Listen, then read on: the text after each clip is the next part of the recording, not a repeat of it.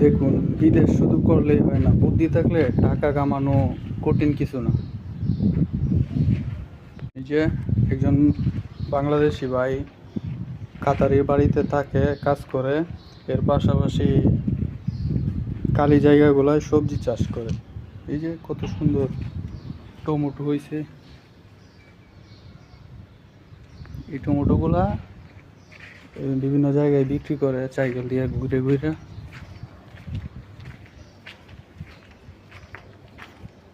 এই যেটা বাংলাদেশি ঢেউবার গাছ,